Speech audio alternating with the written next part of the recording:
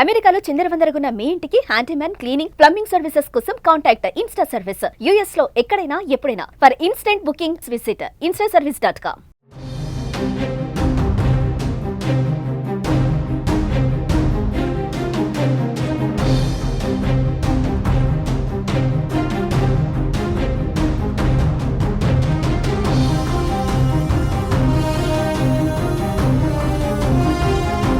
పాకిస్తాన్ దుశ్చర్యల నేపథ్యంలో భారత దళాలు కౌంటర్ అటాక్ షురూ చేశాయి. భారత వైమానిక దళం తర్వాత ఇప్పుడు నావికా దళం కూడా రంగంలోకి దిగింది. అరేబియా సముద్రంలో మోహరించిన ఐఎన్ఎస్ విక్రాంత్ కరాచీని లక్ష్యంగా చేసుకొని విధ్వంసం సృష్టించడం ప్రారంభించింది. నావికా దళ దాడి కారణంగా కరాచీ ఓడరేవుతో సహా నగరంలో భారీ అగ్ని ప్రమాదం సంభవించింది.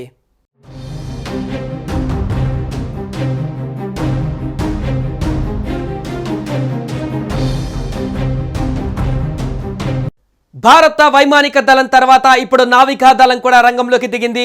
అరేబియా సముద్రంలో మోహరించిన ఐఎన్ఎస్ విక్రాంత్ కరాచీని లక్ష్యంగా చేసుకుని విధ్వంసం సృష్టించడం ప్రారంభించింది. నావికా దళ దాడి కారణంగా కరాచీ ఓడరేవుతో సహా నగరంలో భారీ అగ్ని ప్రమాదం జరిగింది. ముఖ్యంగా కరాచీ పోర్టు పైన భారత సైన్యం దాడి చేసింది. అక్కడ 7 భారీ పేలుళ్లు జరిగినట్లుగా సమాచారం అందుతుంది. ఐఎన్ఎస్ విక్రాంత్ దాడిలో 10 కార్గో నౌకలు ధ్వంసమయ్యాయి. భారత ఆర్మీ ఐఎన్ఎస్ విక్రాంత్ నుంచి మిసైల్, డ్రోన్లు ప్రయోగించారు.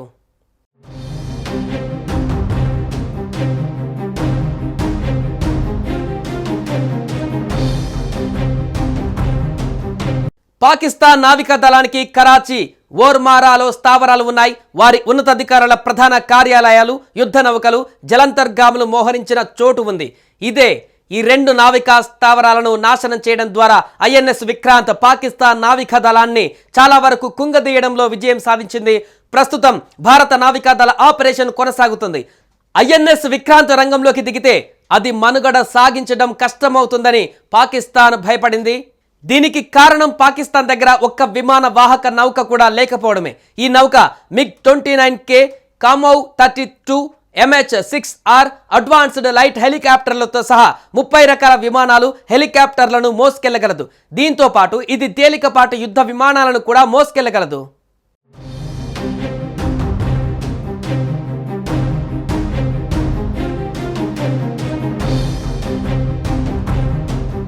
పాకిస్తాన్ నావికా దళానికి కరాచీ, ఓర్మారాలో స్థావరాలు ఉన్నాయి.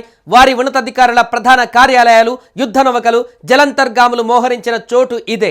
ఈ 2 నావికా స్థావరాలను నాశనం చేయడం ద్వారా ఐఎన్ఎస్ విక్రాంత్ పాకిస్తాన్ నావికా దళాన్ని చాలా వరకు కుంగదీయడంలో విజయం సాధించింది.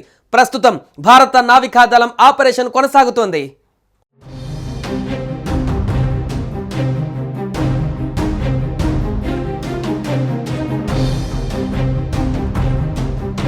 మరోవైపు భారత దాడులతో బెంబేలెత్తిపోయిన పాకిస్తాన్ దొందొడుకు చర్యలకు దిగింది.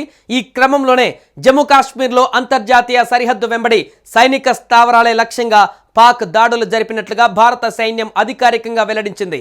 జమ్మూ, పఠాన్కోట్, ఉద్ధంపూర్లోని మిలిటరీ స్టేషన్లను లక్ష్యంగా చేసుకొని దాయాది దేశం డ్రోన్లు, క్షిపణులు ప్రయోగించినట్లు ఎక్స్ వేదికగా తెలిపింది. అయితే వాటిని విజయవంతంగా తిప్పికొట్టినట్లుగా పేర్కొంది.